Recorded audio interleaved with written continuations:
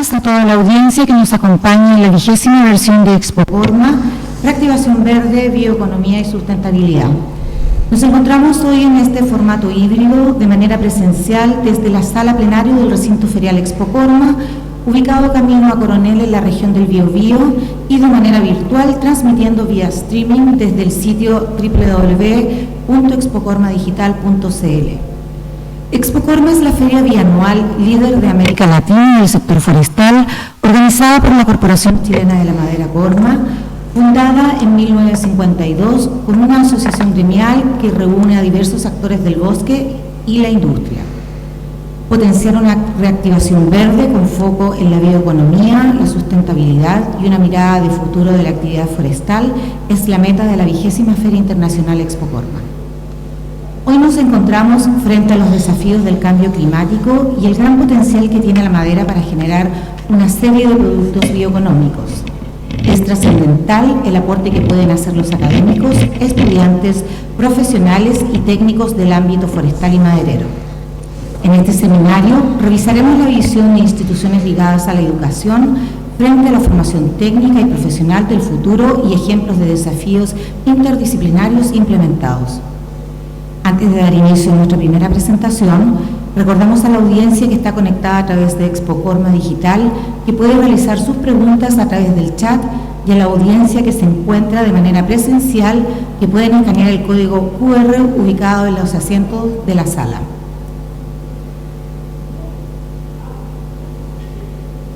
La siguiente presentación se realizará en inglés con sistema de traducción. Para la audiencia que desee esta opción vía streaming, la debe activar a través del sitio web Expocorma Digital, donde encontrarán un botón de traducción, mientras que las personas asistentes de manera presencial deben usar audífonos. Las preguntas se realizarán al final de cada expositor, por lo que es importante que puedan enviar sus preguntas antes del término de cada presentación. Bien, para comenzar con el seminario Capital Humano para la Innovación del Sector Forestal y Maderero, damos la bienvenida a John Innes, decano de la Facultad de Ciencias Forestales de la British Columbia University, presidente de Commonwealth Forestry Association y director de Standing Committee on Commonwealth Forestry. John nos presentará el tema Then and Now, The Evolution of Forest Education in a Global Landscape. Welcome, John. Bienvenido, John. Gracias por estar con nosotros en el seminario de Expocorma. Muchas gracias. Voy a tratar de compartir pantalla.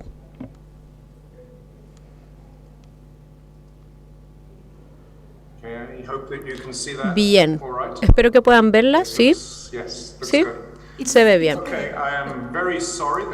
Lamento no estar con ustedes personalmente hoy, especialmente porque aquí estamos en una tarde de noviembre bastante fría en Vancouver. Pero tenemos la ventaja, aún así, a través de la tecnología, presentar este seminario. También les pido las disculpas pertinentes por hablar en inglés. Mi español no es muy bueno. Y creo que será mejor para ustedes entenderme en inglés que si yo tratara de hablar en español. Entonces, hoy quisiera hablar acerca del antes y ahora, la evolución de la educación forestal en el contexto global.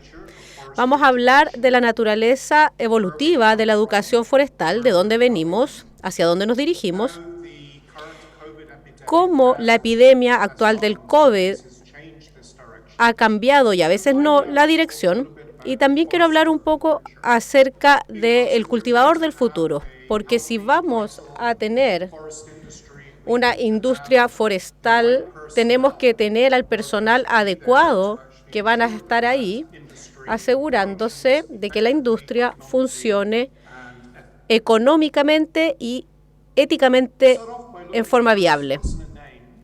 Veamos entonces cuál es el nombre. Han habido muchos intentos por mercadear la madera como buena. Sin embargo, sigue teniendo asociaciones negativas y en Norteamérica al menos se asocia muy de cerca con que se ve como una práctica dañina. Es especialmente interesante que en Europa esto se vea como algo positivo, mientras que en otras partes del mundo se asocia con impactos negativos. Hay muchas personas jóvenes en los colegios que tienen poca o incluso ninguna idea de qué abarca la silvicultura. Y muchas de esas personas jóvenes están siendo alejadas de estudiar áreas forestales en detrimento de las ciencias medioambientales y de conservación. Si fuéramos a Glasgow, a la reunión de la COP26, y les preguntáramos a los asistentes allá qué se está estudiando, creo que encontraríamos a muy pocas personas que estudian ciencias forestales o que al menos lo admitirían. Para muchos colegios ha sido el tema de renombrarlos y se ha convertido en escuelas de medio ambiente y forestal o escuelas de recursos naturales o incluso facultad de ciencias medioambientales. Hay muy pocos lugares, sin embargo, que han mantenido su título como facultad forestal de ciencias forestales y al mismo tiempo ha habido mucha presión por ampliar las áreas que se enseñan. Y eso ha terminado diluyendo la educación forestal tradicional. Hemos visto cosas como conservación de la naturaleza y con razón. También hemos visto temas económicos y sociales que se están enseñando ahora, de nuevo, también con justificación. Pero para poder incluir ramos hemos tenido que sacar a otros. Y en muchos casos lo que se ha eliminado son las habilidades fundamentales que necesitamos de parte de nuestros cultivadores.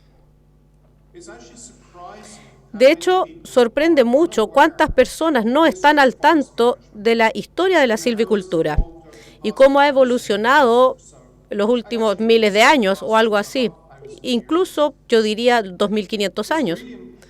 Es muy importante que las personas entiendan más acerca de la tradición forestal, porque determina las habilidades que se esperan en los silvicultores y determina las prácticas base de esta ciencia. Habiendo dicho eso, las habilidades no son estáticas, cambian constantemente, a pesar de que la educación no siempre se mantiene al día del todo. Si analicemos algunas de las primeras facultades forestales, estas estuvieron en Alemania, como Bavaria, por ejemplo, donde las facultades forestales empezaron a funcionar alrededor del 1700. En el mundo angloparlante empezamos un poco más tarde. La primera escuela fue la Imperial Forestal en Dehradun, fundada por Dietrich Brandis, alemán. La primera escuela formal forestal en Inglaterra estuvo a cargo del Indian Engineering College y nuevamente un forestal alemán, Hessen, William Schlicht.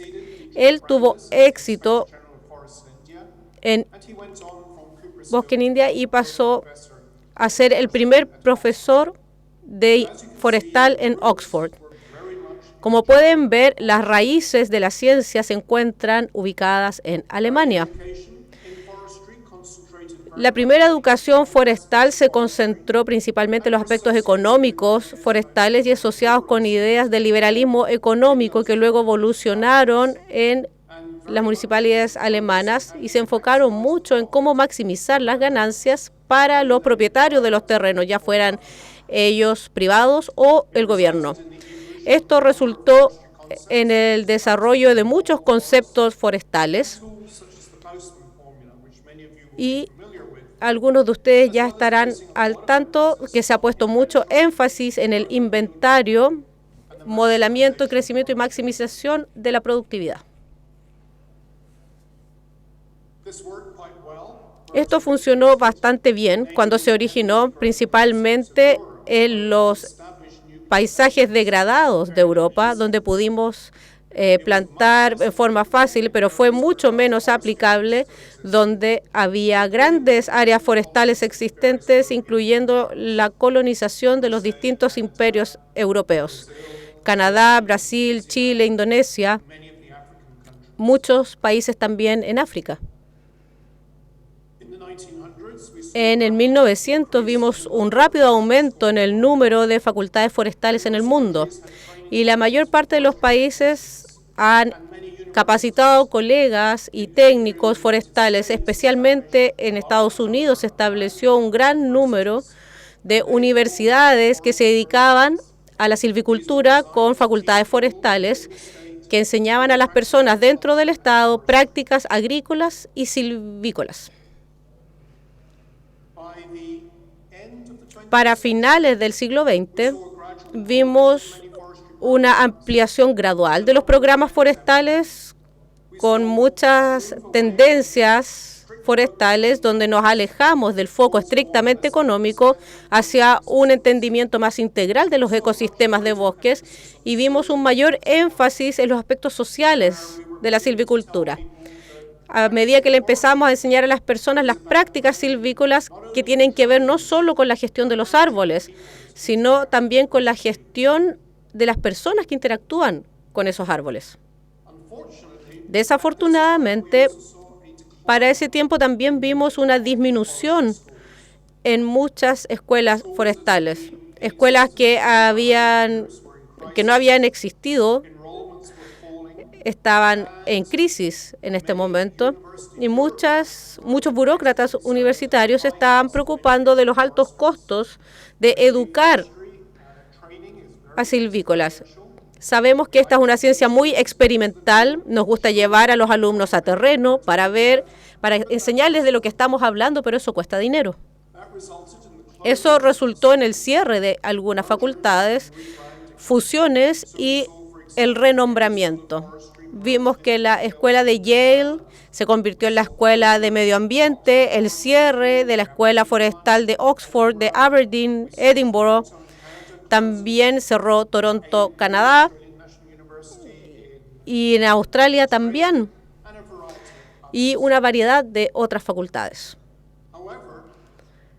Sin embargo, cuando hicimos una evaluación de las facultades en el área del Asia-Pacífico, y hablo muy ampliamente, incluyendo los países en torno al Asia-Pacífico, que incluye a Chile, nos dimos cuenta que algo así como 87 universidades ofrecían programas forestales y 26 de ellos tenían unidades o departamentos especializados forestales y 61 ofrecían estas ciencias en forma combinada.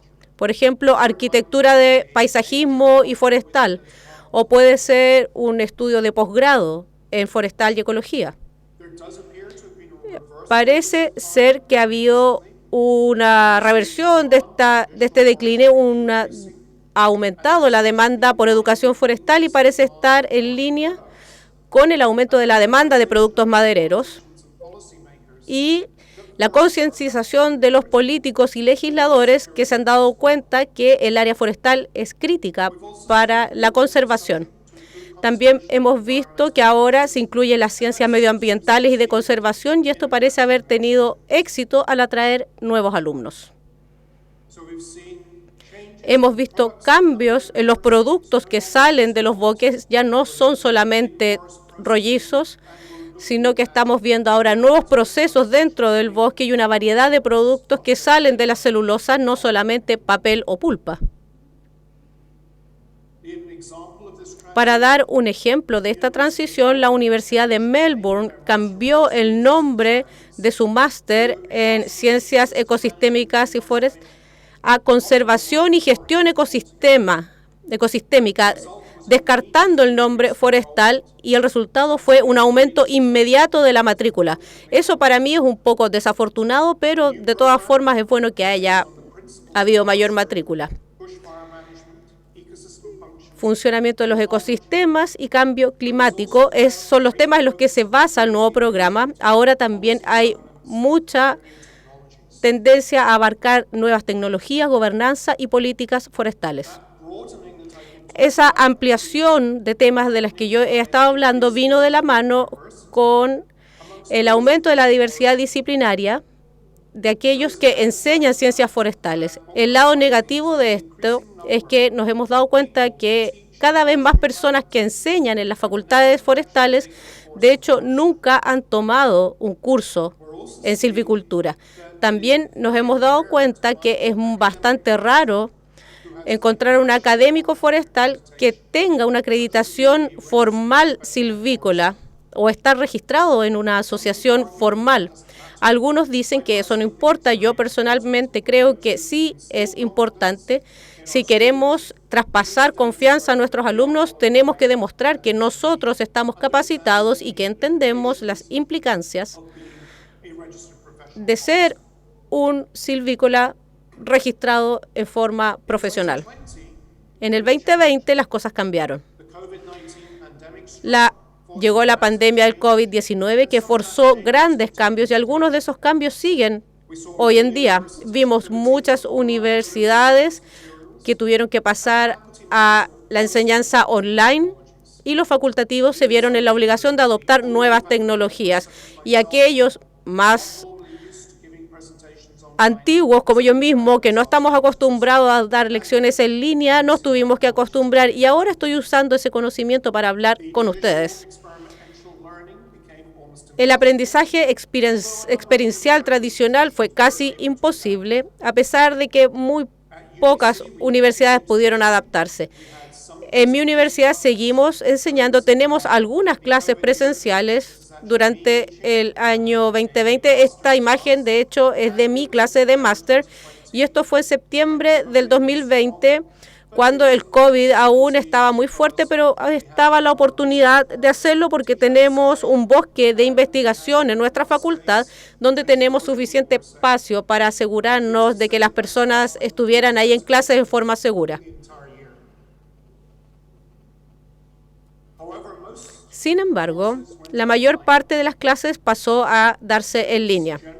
Los estudiantes han expresado preferencia por la educación presencial, pero nos hemos dado cuenta que cada vez más están diciendo que de hecho les gustan las clases que son grabadas. Esa tendencia ya había aparecido en algunos lugares antes del COVID, pero con la entrega en línea parece funcionar bien para aquellos que tienen trabajos de día u otras responsabilidades o que viven en comunidades remotas. Y también yo sospecho que tiene que ver con aquellos estudiantes que no les gusta levantarse temprano en la mañana. Así es que terminamos con una variedad de cursos que se dan en línea. Este es solo un ejemplo de un curso que se dicta Gestión de Recursos Naturales y Monitoreo en Norteamérica, y acá tenemos muchos alumnos que aprenden de estas dos profesoras que pueden ver en pantalla.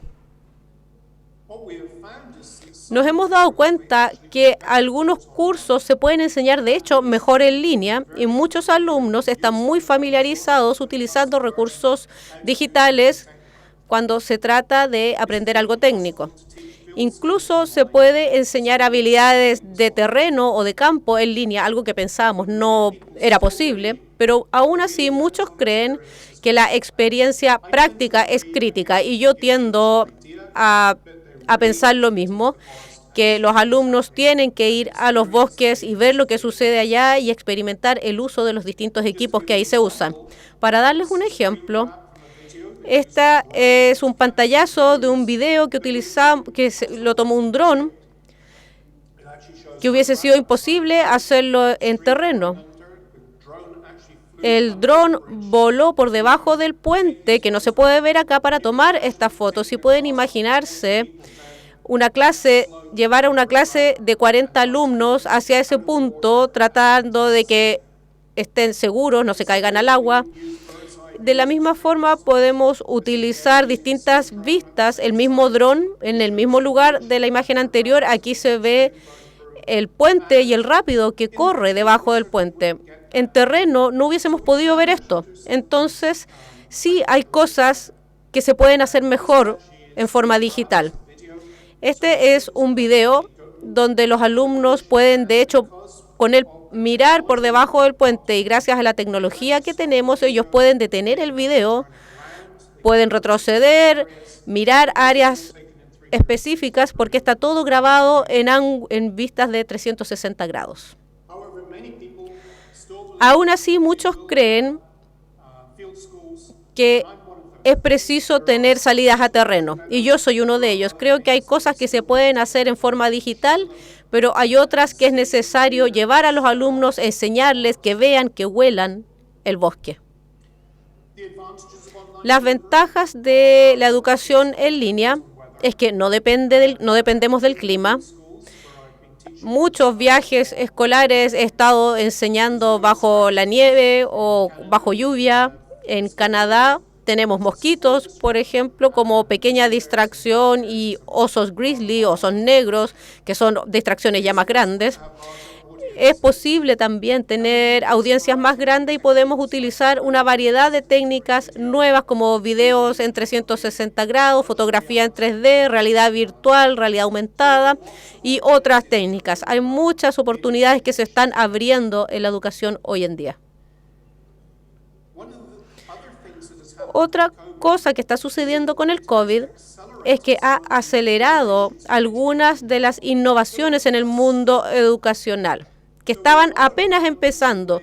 Entonces, no solo estamos encontrando formas nuevas de entregar material a los alumnos, sino que hay nuevas formas de educación que se están desarrollando y que se están implementando, como microcertificados.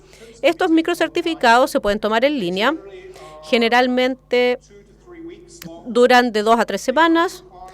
No requieren que los alumnos vayan a la universidad, sino que se pueden tomar desde la casa y desde cualquier área. Entonces puede ser el uso, por ejemplo, de un equipo en particular, o el uso de un software en particular, o la adquisición de alguna habilidad específica. Y estamos viendo que esto está creciendo extremadamente rápido y está proporcionando muy buenos medios para ganar experiencia para aquellos que también tienen otro trabajo en paralelo. Una de las grandes preguntas que tenemos con esto es que si los currículums están siendo controlados por entes profesionales y que si los graduados obtendrán los conocimientos que necesitan. A menudo vemos los currículos no actualizados en las universidades y también brechas entre las habilidades técnicas y la incorporación de estas habilidades en la enseñanza. Hicimos una encuesta y nos dimos cuenta que en Norteamérica, los educadores creen que preparan a los estudiantes para ser parte de la mano de obra. Sin embargo, los estudiantes no tienen las habilidades que necesitan. Cuando les preguntamos a esas personas cuáles son esas habilidades, en general tiene que ver con habilidades blandas, habilidades como liderazgo, gestión de habilidades, comunicación, más que habilidades técnicas en las que nos tendemos a enfocar en los estudios de pregrado. Varias brechas hemos identificado en Norteamérica. Estas tienen que ver con salud humana, la relación entre la salud humana y la del bosque, agroforestal, emprendimiento, conocimiento indígena, diversidad y tecnologías nuevas. Algunas de estas, agroforestal, por ejemplo, sí se enseña en varios lugares, pero sabemos que parte del conocimiento, por ejemplo, que tiene que ver con emprendimiento, no se enseña con la profundidad que se debería. En términos de nueva tecnología, quiero revisar esto porque creo que hay muchas cosas que están sucediendo y mis colegas han revisado el uso de tecnologías nuevas y han analizado la resiliencia de los ecosistemas. Incluyen sensibilidad remota, que incluye aprendizaje automático, Big Data, entornos virtuales o aumentados, flujos de trabajo automatizado, el uso de medios sociales y el Internet de las cosas. Y voy a hablar de esto rápidamente antes de terminar. Entonces, algunos de ustedes quizás conozcan LIDAR. Está teniendo cada vez con mayor detalle a través de drones. Esta imagen de alta densidad nos permite hacer cosas que antes no podíamos hacer con la tecnología. Los drones están siendo cada vez más utilizados. Cualquiera puede utilizar un dron sin mayor dificultad, pero un punto donde los drones interactúen entre sí, mapeando, viendo dónde están las semillas. Este es otro nivel del que estamos hablando, y estas son las cosas que este tipo de equipos puede hacer hoy en día. Big Data, cada vez más importante. Por ejemplo, el proyecto Finesse Effort está trabajando con un proyecto que combina datos en terreno y de clima en tiempo real. Algunos bosques son más propicios para automatización, otros menos adecuados. Este es una plantación de eucaliptus de 15 metros de alto y de 30 meses de antigüedad. Esto está diseñado para que los tractores puedan pasar en el momento de la cosecha. Estamos viendo realidad aumentada, que se usa cada vez más. La WWF es un buen ejemplo. Se está utilizando también esto en la enseñanza en universidad. Flujos de trabajo automatizados, muy importantes. Solo para darles un ejemplo, por Maltesos, ellos integran modelos espaciales que pueden rastrear, vegetación en tiempo y serie y monitorear los índices del suelo y el agua. Podemos combinar todos estos datos con distintos procesos y automatizarlos. Y podemos rastrear también. Este es el número de personas que visita parques en Ruanda, en África Central, desde el 18 de septiembre al 30 de octubre. Y esto se obtiene rastreando el celular de las personas. Entonces podemos hacer todo tipo de cosas que antes no podíamos. Si tienes un teléfono inteligente, estás contribuyendo a la comunidad de Google COVID cada día, cada minuto. El Internet de las cosas, cada vez más importante, y ya se utiliza en muchos lugares. Proporciona conexiones entre terrenos. Por ejemplo, troncos que han sido cosechados se pueden escanear, etiquetar y enviar al aserradero adecuado, todo siendo monitoreado. En la planta esto se puede optimizar y hay muchas posibilidades de añadir cadena de custodia en cada momento del trayecto de la madera. El uso de Internet de las cosas, aquí por ejemplo, donde analizamos la tala ilegal en Camerún. ¿Quién va a hacer todo esto?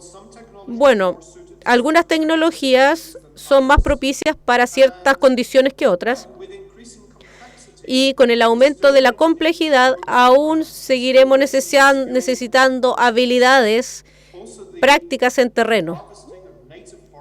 La cosecha de bosques nativos presentará desafíos en muchos aspectos para esta nueva tecnología, mientras que otros, como LIDAR, ya se están utilizando. Aún necesitamos humanos para que diseñen las cosas. Por ejemplo, la cosecha con cables, aunque cada vez menos personas son capaces de diseñar un sistema como el que vemos en operación aquí. Esto es en el norte de Italia. Desarrollar, operar y mantener estas tecnologías requerirá de una gama nueva de habilidades y tenemos que pensar cuidadosamente en la medida en que requeriremos especialistas forestales y cómo van a trabajar ellos. Yo personalmente creo que necesitaremos a estos especialistas para la mayor parte de las funciones que se realizan hoy, pero que tendrán que manejar una gama más amplia de herramientas. Tendremos una variedad de personas respaldándolos, programadores, expertos en robótica y otro tipo de especialidades. Aún necesitaremos de la experiencia humana para evaluar los planes de manejo más adecuados, ralear una plantación, por ejemplo, en Chile. Una imagen que pueden ver aquí. Y al mismo tiempo vamos a ver cada vez más expertise en maquinaria. Este es el LX03, está diseñado para ser un trabajador. Tiene un computador. Se puede adaptar a distintos escenarios y toma decisiones en tiempo real y puede colaborar con los humanos. Este es el tipo de equipo que yo creo que veremos cada vez más en los próximos años. Y cuando digo en los próximos años, no me refiero a 20 años en el futuro, sino que estoy hablando de los próximos 5 años. Ya estamos viendo camiones autónomos que cosechan y otros dispositivos en los que no hay nadie, ya lo están haciendo en forma remota, y otro tipo de equipos también. En conclusión, la educación forestal ha evolucionado mucho los últimos 300 años y continúa evolucionando. Ya no tenemos la hegemonía del área forestal alemana, pero algunos aspectos tradicionales de ellos persisten. Sin embargo, están emergiendo nuevos paradigmas y a menudo son muy específicos. Hay nuevas técnicas que se están desarrollando, por ejemplo, en Chile, que no se pueden aplicar en el Reino Unido o en el oeste de Canadá. Creo que la tecnología resultará cada vez en una mayor automatización, pero la demanda por especialistas forestales capacitados va a crecer a medida que el mundo se dé cuenta qué tan importantes son nuestros recursos forestales. El conjunto de habilidades de estos individuos, sin embargo, será muy distinto al set de habilidades que tienen los forestales de los últimos 20 años, y los programas de las universidades están teniendo dificultad en ponerse al día, pero yo tengo la esperanza de que lo hagan mejor en el futuro. Muchas gracias.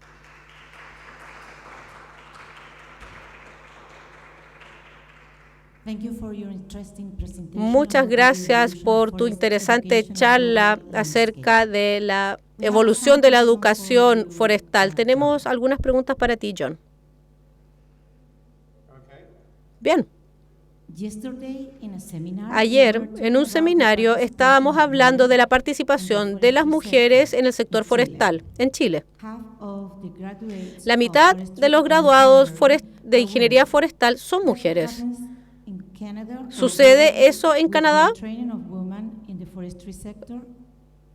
¿Hay mayor capacitación de mujeres en el área forestal? Sí. Ha habido un cambio drástico en el equilibrio de género en las facultades forestales.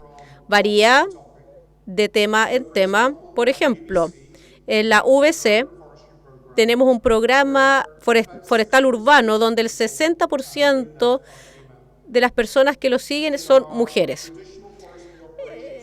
En nuestro programa de operaciones tradicionales forestales, que está mucho más orientado a la ingeniería, tenemos una proporción mucho menor, es como el 40% son mujeres. Y en nuestro programa de manejo de bosques es mitad y mitad. Cuando vamos al área de la conservación, ahí encontramos que hay una gran predominancia de mujeres en el programa.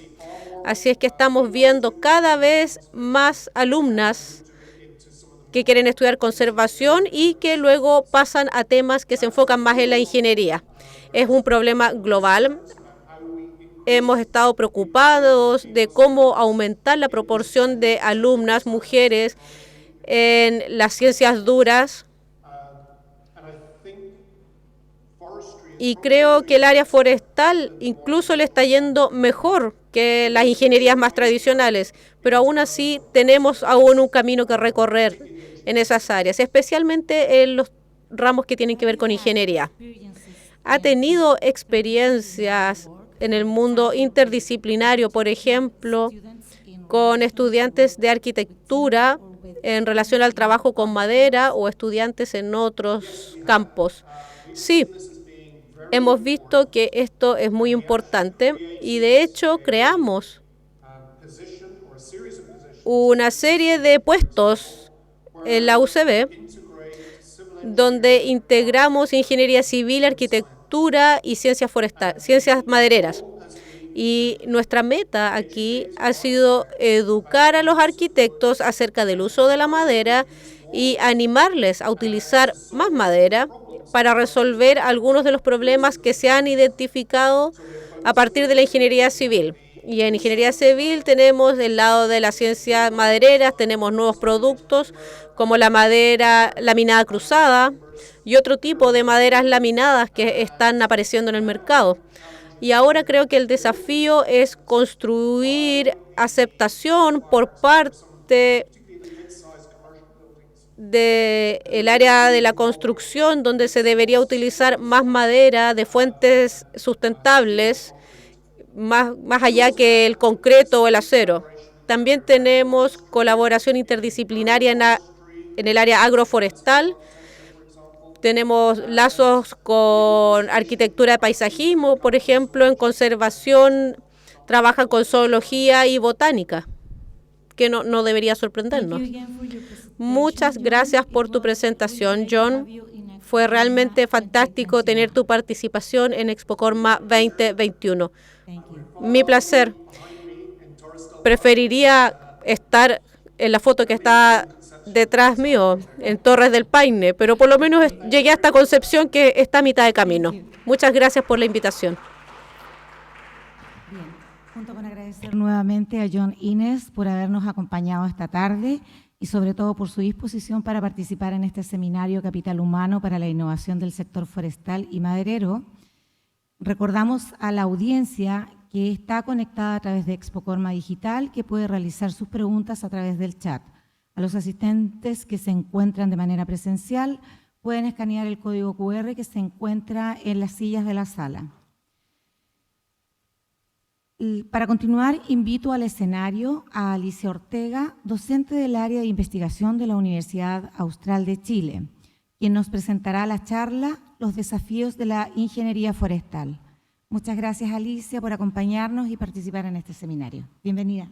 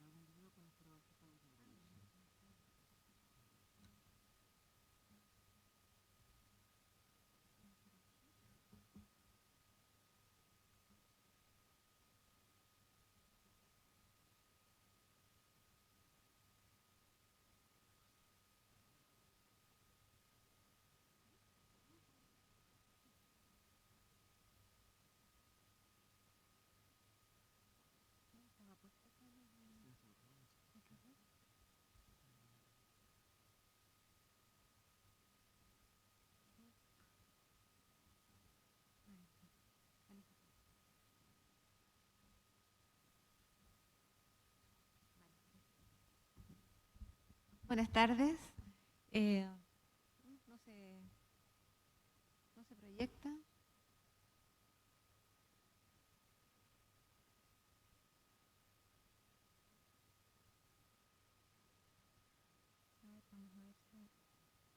Ahí está.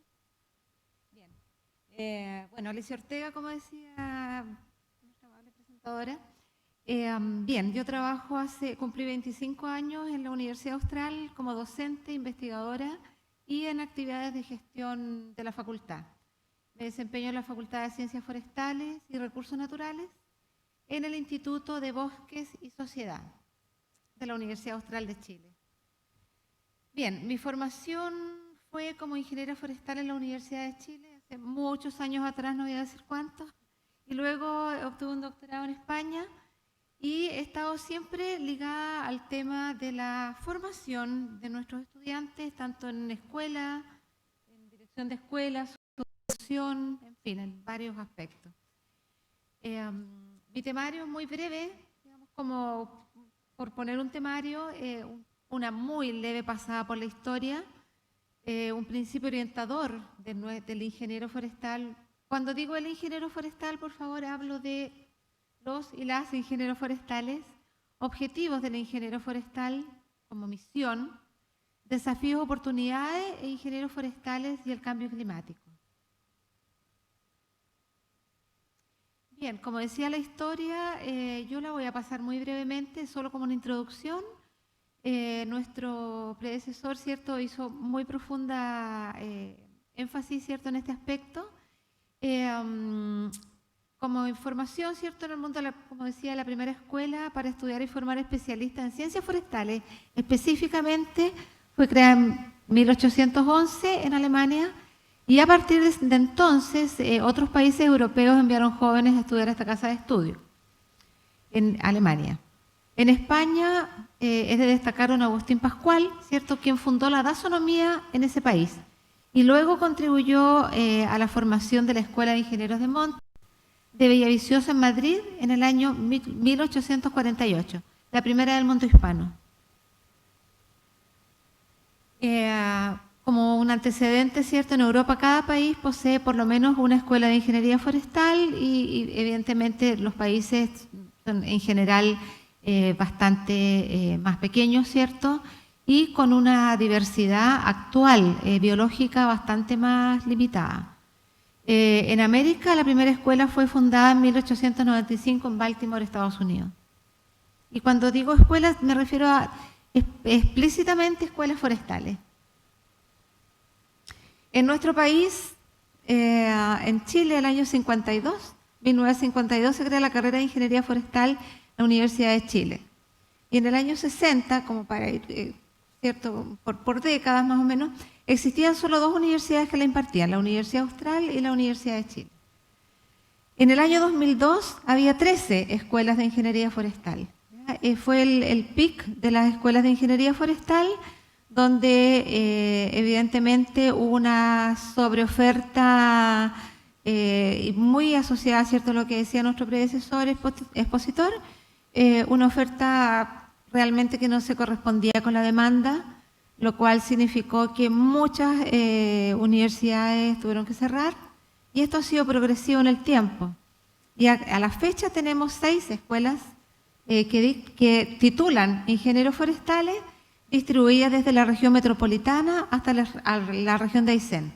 De estas 6 escuelas hay 2 que no ingresan a ingeniería forestal directamente, sino que ingresan a planes comunes, y en el caso de la Universidad Austral ingresan a la facultad al plan común de ingeniería en conservación de recursos naturales, ingeniería forestal. Y al quinto semestre deciden cuál de las 2 titulaciones quieren. Entonces tienen un tiempo, yo creo, más apropiado para tomar una decisión mucho más fundada. A veces entran con algún objetivo, ¿cierto?, de una de las 2 salidas, pero luego al caminar esos 2 primeros años encuentran su vocación más fuerte. Como principio orientador, ¿cierto?, la sociedad tiene pendiente el desarrollo sustentable. Y por más que se habla de ello, todavía tenemos muchos temas pendientes. Y los ingenieros forestales del futuro, o sea, quienes se están formando y quienes se formarán, son los llamados a cumplir ese mandato de la sociedad. El desarrollo sustentable explícitamente fue planteado en el informe Brundtland en 1987 e indica cómo podemos lograr la protección ecológica, la justicia social y el desarrollo económico en forma simultánea, ¿ya? Y es muy importante cómo ha ido cambiando, ¿cierto?, evolucionando el concepto de sustentabilidad al incluir a la sociedad, al incluir a la persona, al incluir la comuna, ¿cierto? Primero era, sí, un aspecto social, pero luego ya se ve que la sustentabilidad es imposible si no participa de ella y no la gestiona normalmente la persona que vive, o sea, la territorialidad pasa a ser un tema importante. En este contexto, ¿cierto?, la ingeniería forestal del futuro, para que sea realmente o más fuerte, vaya avanzando a ser más fuerte en lo sustentable, debe cimentar su formación y desarrollo en soluciones basadas en la naturaleza. Porque esto acerca, ¿cierto?, al territorio, al recurso. Por lo tanto, es más fácil comprender algo que es natural, que pasa, que la gente lo puede ver, ¿cierto?, en su territorio, más que ponerle nombres tan técnicos. O sea, para nosotros es muy técnico, ¿cierto? Pero cuando lo basamos en la naturaleza, se vuelve más cercano. Por eso, esto es importante realmente profundizar en este tema, sobre todo en la formación de nuestros futuros ingenieros forestales. Entonces, nuestro objetivo como ingeniero forestal, ¿cierto?, del ingeniero forestal, la ingeniera forestal, es construir un futuro verde, saludable y resiliente con los bosques naturales y plantados. Como yo me he desarrollado, bueno, santiaguina, ¿cierto?, de nacimiento, mal formada en Santiago, pero reformada en Valdivia, y trabajando 25 años en la Universidad Austral, y por mi área de biometría me he acercado a los bosques naturales, quizás con esa mirada más cuantitativa, pero también me ha tocado recorrer bastante en la zona. Entonces, muchos aspectos a lo mejor están influenciados por ese conocimiento que tengo de mi acercamiento al bosque nativo, en realidad, en la práctica de la profesión.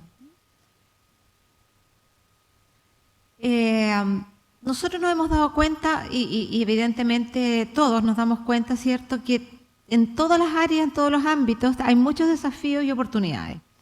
Temas que no se han podido abordar porque son evoluciones. ¿Okay? Uno va evolucionando y siempre la enseñanza va, desgraciadamente, aunque uno proyecte, ¿cierto?, y converse y tenga una innovación curricular, como en el caso nuestro, la última innovación curricular fue el 2017, donde intervienen empleadores, intervienen los profes, los docentes, intervienen los estudiantes, ¿cierto? Pese a tener, se supone, a los actores correctos en el lugar correcto, siempre vamos detrás, ¿cierto? No somos capaces de anticiparnos y siempre vamos enfrentando los temas quizá con cierto retraso, y eso yo lo considero que, o sea, lo asumo, digamos que así ha sido en la historia de las innovaciones curriculares. Estuvimos muchos años trabajando con competencias, por ejemplo, y ya las competencias en los países que habían generado este concepto eran temas que ya no eran tan relevantes como los que venían a continuación. Entonces íbamos así marcando, yo creo que la última innovación curricular fue la más innovadora. Ahora, hay cosas como bien importantes que a veces uno se lo olvida y que yo siempre lo destaco con mis estudiantes. La ingeniería forestal es de las pocas profesiones que vive ocupada el futuro. Ya nuestras rotaciones son largas, por más rápido que se piensen, son largas, y bien más preocupadas del futuro que del presente y el pasado. Debiera ocuparse más del futuro, siempre.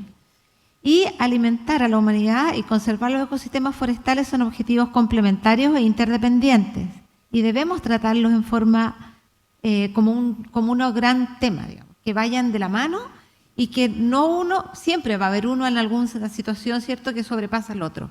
Pero debiéramos nosotros ser los llamados a buscar estos equilibrios y ponerlos en la malla curricular.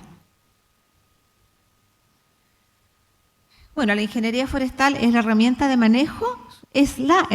manejo sustentable de los bosques, ¿cierto? Y aporta ciencia y profesionalismo a la gestión de políticas públicas y privadas para el desarrollo forestal. Por otra parte, los profesionales están frente a nuevas demandas de la población mundial centradas en la sustentabilidad. En este sentido, ¿cierto?, por vivir en una zona con paisajes bellísimos, ¿cierto?, hay una gran demanda por el tema del paisaje.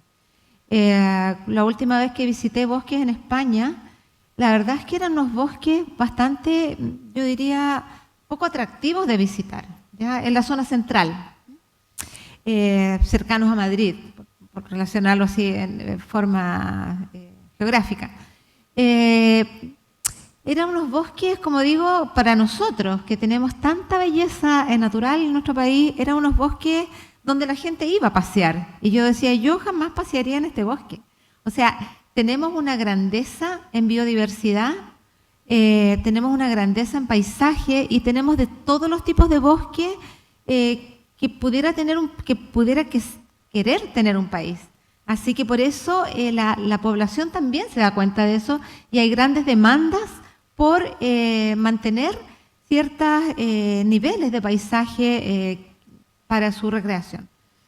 Y también todos los bienes y servicios, por supuesto, que del bosque se demandan.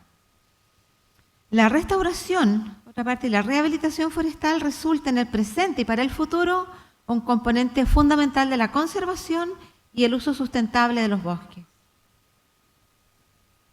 Y cuando hablo de restauración también es un tema bastante profundo, ya que ha habido distintas formas de enfrentarlo, pero la restauración requiere de mucho conocimiento biológico y ecológico, ¿ya? Y yo creo que en ese sentido es un área en la cual puede haber mucha colaboración con la parte de ciencias, por ejemplo, donde también con el área de genética, también con el área de proyección, ¿cierto?, en el tema del cambio climático, como lo vamos a ver en un poquito más. Por lo tanto, la restauración debe ser profunda, debe ser pensando en el futuro, no para cumplir metas, ¿cierto?, que ahora se requiere cumplir. Yo digo, voy a restaurar y quedo bastante bien, digamos, ante la sociedad, pero ¿qué estoy realmente restaurando? ¿Cómo estoy restaurando en 50 años más? ¿Cómo va a estar ese ecosistema? Entonces, esos son temas profundos, ¿ya?, que deben ser tratados con seriedad y profundidad. El estudio de los árboles y la ingeniería forestal como profesión permite identificar, reconocer y valorar los beneficios de vivir en un entorno forestal, sea cual sea este. Ya sean plantaciones, me refiero a plantaciones de uso industrial, sean plantaciones, ¿cierto?, de nativas. También tiene mucho que ver con derribar mitos, ¿cierto? Cuando hablamos de plantación inmediatamente nos pensamos en las industriales. No, también se hace plantación de nativas y, ¿cierto?, y también obviamente con los bosques naturales. El papel importante en la tarea de asegurar que todos los beneficios derivados de los bosques se mantengan a perpetuidad. O sea, debemos pensar más en que en cumplir metas actuales, ¿cierto?, en cumplir metas al futuro. Y cómo nos hacemos cargo de la situación actual, la proyectamos, ¿cierto?, y podemos actuar para el futuro, no para nosotros, ¿ya? Porque es evidente que lo que hagamos, yo siempre yo enseño estadística, le digo a mis estudiantes que un 5% de error para nosotros es como súper bueno, lo cual no es bueno en medicina, por ejemplo. Pero nosotros tenemos un margen de error que ¿quién va a revisar eso en 30 años más? Pero nosotros tenemos que hacernos cargo. Si tenemos un 12% de error, decimos esto no está bien, por ejemplo, ¿cierto? Entonces nosotros tenemos que no hacernos autogol, sino que pensar como ingenieros y forestales en el futuro, siempre. Tanto la biodiversidad, el cambio climático, la bioeconomía circular, con foco en los bosques, son aspectos claves también, que estamos recién. La bioeconomía circular es un tema, un nombre que se le da a un tipo de economía que ha tenido un desarrollo, yo diría, no ha tenido un nombre tan pomposo, ¿cierto?, como hasta ahora, en esta cosa de ponerle nombres así a las áreas, pero se ha venido desarrollando lentamente a lo mejor, pero se ha venido desarrollando también. Cuando pensamos en las proyecciones, algo que se nos viene a la cabeza inmediatamente, primero es la demanda de los productos, ¿cierto?, la demanda de los bienes y servicios, pero también se nos viene lo que todos vivimos año a año, que es el cambio climático. Aquí tenemos una visión, ¿cierto?, de presente y futuro, al 2050, de Santibáñez. ¿Ya? Una publicación bastante importante de una persona que ha trabajado mucho en este tema y ha hecho estas proyecciones para el área forestal también. Y tenemos en este caso un mapa de la temperatura máxima de enero actual y al 2050. ¿Cierto? Lo vemos como un hecho catastrófico, ¿ya? Lo vemos como un hecho que no estamos controlando y que tenemos la batalla, si somos honestos, la tenemos perdida. Ya cualquier cosa que hagamos de aquí en adelante ya no tiene efecto en esto.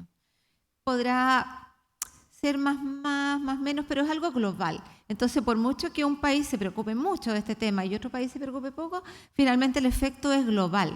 O sea, de todas maneras, no hicimos nada a tiempo. Pero también hay una mirada de esto que tiene que ver con cómo hacemos con esto. Ya algo no tan malo, o sea, algo que ya es inevitable, tenemos que extraer algo para actuar. Y por ejemplo, esto fue un ejemplo bastante, que él mismo lo hizo para otras especies también, pero en este caso era bastante decidor, en el caso de la productividad pinorradiata, por ejemplo. Y nosotros que vivimos en Valdivia, y tenemos marcado Valdivia en el plano, vemos como la productividad en la zona aumenta, ¿ya? Se pierde un poco al norte, pero aumenta al sur la productividad, que es lo verde más oscuro. Por lo tanto, nosotros podemos trabajar con eso, podemos incentivar, ¿cierto?, a que haya esos cultivos porque tenemos una base biológica, una proyección climática para hacerlo. Y también podemos ir monitoreando cómo va cambiando la productividad, cómo va afectando esto a las plantaciones que existen en la zona que antes era marginal. Si vemos, ¿cierto?, en el año actual en Valdivia tenemos una baja superficie de plantaciones, pero nuestro potencial en términos climáticos es alta, ¿ya? Y si hacemos esto para otras especies y tenemos estas proyecciones, podemos saber también qué podemos hacer ante un escenario climático que ya no controlamos, pero qué podemos aportar al sector forestal. Entonces, la ingeniería forestal aporta la tecnología para conservar y aumentar los sumideros y reservorios de los gases de efecto invernadero en los bosques y en los productos. Aporta el conocimiento biológico para la migración y adaptación. Y cuando hablamos de migración, nosotros cuando vivimos en el sur y vemos hace 5 años o más, tenemos viñas, ¿ya?, que antes no existían en la zona quizá en Osorno, Lago Ranco, hay grandes viñas y muchos cultivos que antes no existían en la zona y que migraron porque tienen rotaciones cortas, ¿cierto?, y pueden ir monitoreando y han podido hacer ensayos con tiempo. Nosotros no tenemos esa posibilidad, por lo tanto tenemos que irnos más a la segura y tenemos que migrar, ¿cierto?, ayudarles en el proceso, que al final, a lo mejor en 500 años sí van a haber migrado, pero nosotros necesitamos apurar un poquito ese proceso y para eso también entender muy bien la ecología, ¿cierto?, de las especies que vamos a trabajar. La ingeniería forestal también propone medidas de mitigación y compensación. Y planta y maneja para proveer de manera sustentable los bienes y servicios que la sociedad requiere. Esto de plantar y manejar, somos la única profesión que puede hacerlo. Plantar y manejar bosques, la única, ¿ya? Hay muchas cosas, incluso dentro de la ingeniería forestal, que las puede hacer un ingeniero civil industrial, gente que trabaja, ¿cierto?, más relacionada con la industria, no necesita ser un forestal, pero en plantar y manejar somos los únicos. Y eso es algo también que lo tenemos que, así como el estudiante de medicina se pone el estetoscopio el primer día que entra a medicina y el delantal blanco, nosotros tenemos que ponernos estos conceptos desde el primer día que nuestros estudiantes entran a ingeniería forestal. Es interesante ver cómo hay estudiantes que se apropian yo estudio ingeniería forestal, pero hay otros que son mucho más tímidos en decir que estudian ingeniería forestal por esto mismo que comentaba el profesor anterior, ¿cierto?, de que hay mitos, muchos mitos que resolver y que nosotros no hemos sido capaces tampoco de resolverlo, pero que hacen que un estudiante de ingeniería forestal, y estoy hablando principalmente de haber trabajado 25 años en la Universidad Austral, esa es mi visión, principalmente nuestros estudiantes, ¿cierto?, están como en competencia en ciertas áreas con los estudiantes de ingeniería en conservación, ya cuando son carreras absolutamente complementarias, ¿ya? De hecho, ingeniería en conservación de recursos naturales nació de ingeniería forestal. Entonces, uno ve que el ingeniero forestal en la zona sur, ¿cierto?, antes se hacía cargo de todos los problemas igual, ¿ya? Pero ahora, cuando se creó esta carrera, en el 2006, también los forestales, así más de adentro del corazón, pensamos que íbamos a poder retomar nuestra ingeniería forestal más dura, por decirlo de alguna forma, ¿cierto?, más como un centro de la ingeniería forestal y toda la parte de conservación, que la veía forestal, dejarlo en manos de la gente de conservación. Pero así todo, tenemos mallas recargadas, ¿cierto?, y tenemos mallas que no permiten como crecer en muchas habilidades que ahora se requieren. Ahora, ¿cómo hacerlo? Pucha, no es fácil decir cómo hacerlo y cómo prepararlos para el futuro. Primero, reemplazar contenidos. Y son cosas que hemos conversado con los estudiantes. ¿Cuáles contenidos reemplazar? ¿Ya? ¿Cuál es la base para poder reemplazar contenidos? Para poder sacar ciertos contenidos e incorporar otros. Lo hemos venido haciendo, pero no es fácil. Desde dentro de la academia también hay muchos egos, hay muchas competencias, digamos competencias en el término bien de la palabra, que se traslapan. Ya una competencia es tratada por más de una asignatura, por ejemplo, y son cosas que no siempre se pueden conversar con la profundidad que uno quisiera.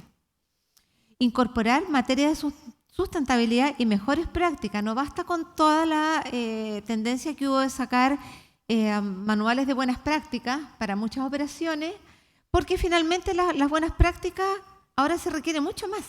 Se requiere dar el siguiente paso. Generar más vínculos, y esto es muy importante, con la sociedad civil, servicios públicos, sector privado, industria.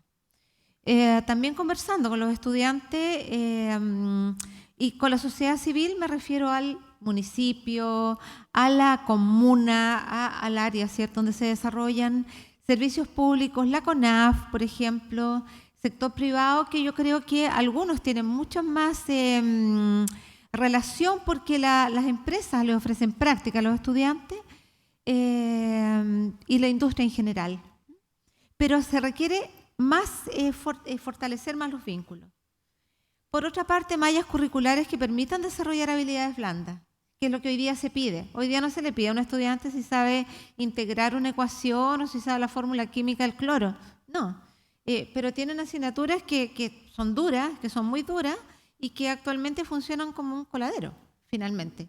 Porque el que no es bueno para física o para química, a lo mejor ahí se queda pegado en la materia y finalmente termina por abandonar, porque los 2 primeros años son los más ingratos de la universidad, ¿cierto? Muchos ramos básicos, en fin. Y estas habilidades blandas tienen que ver con emprendimiento, comunicación. Somos muy malos comunicadores en general, en el pasado. Queremos que nuestros estudiantes sean mejores comunicadores de las cosas buenas que hacen, de lo que hacen. Relaciones con la comunidad, innovación, transdisciplina. ¿Ya? Y estas son cosas que se obtienen saliendo de la universidad. ¿Okay? Quisiéramos tener estas mallas que son mitad en la facultad y mitad fuera de la facultad. Eso sería nuestro ideal, ¿cierto?, para prepararlos para esto.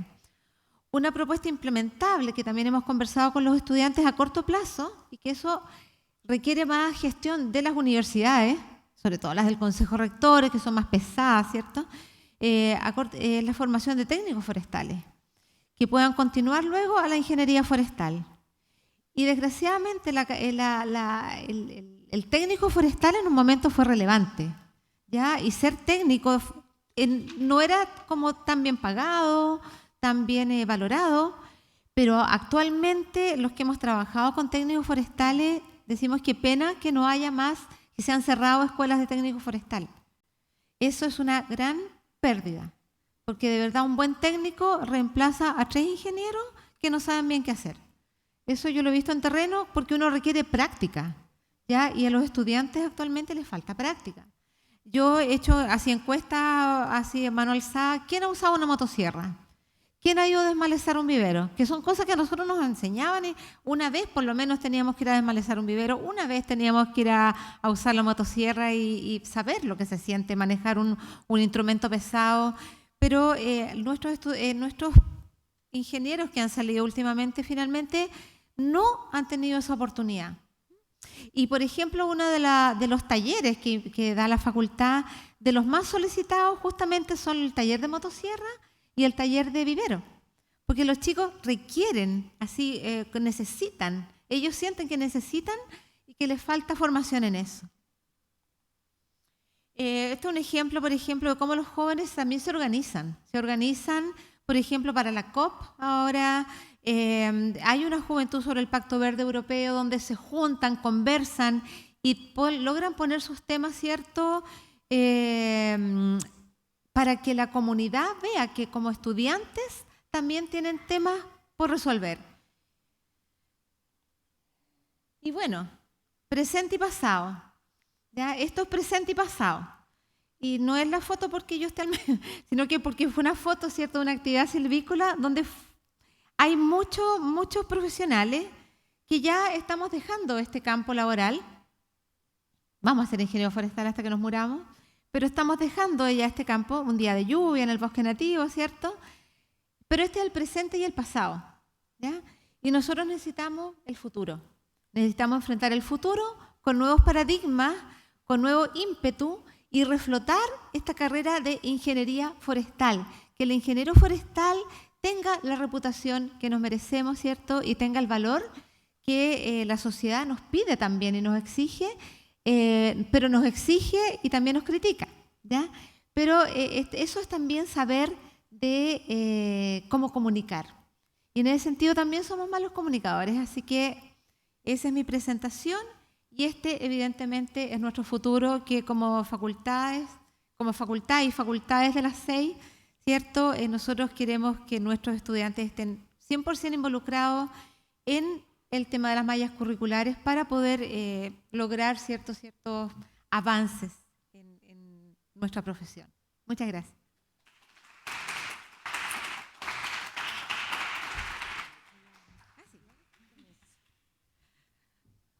Muchas gracias nuevamente, Alicia, por esta interesante presentación sobre los desafíos de la ingeniería forestal.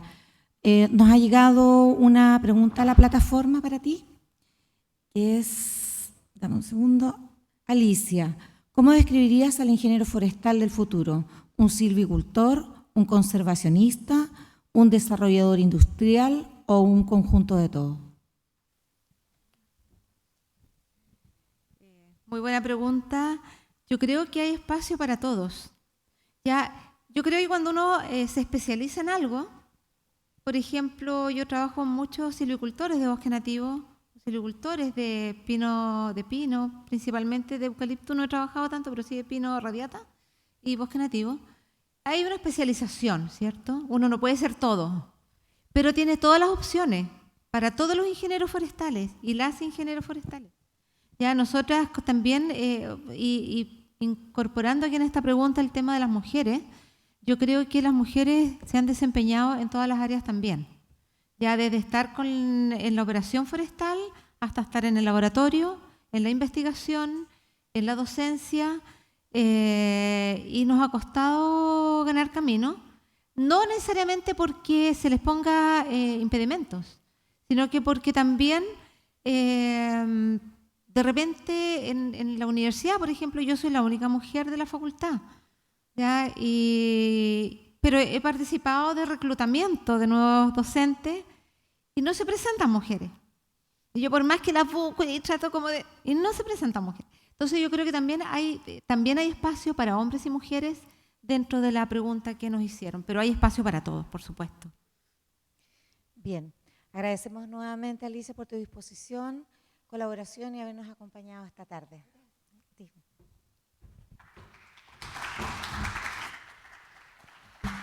La siguiente presentación estará a cargo de Gonzalo Palma, docente de especialidad del Centro Educacional de la Madera, CEM, quien nos presentará la charla El futuro es hoy, técnicos profesionales. Muchísimas gracias, Gonzalo, por acompañarnos y participar en este seminario. Adelante, bienvenido.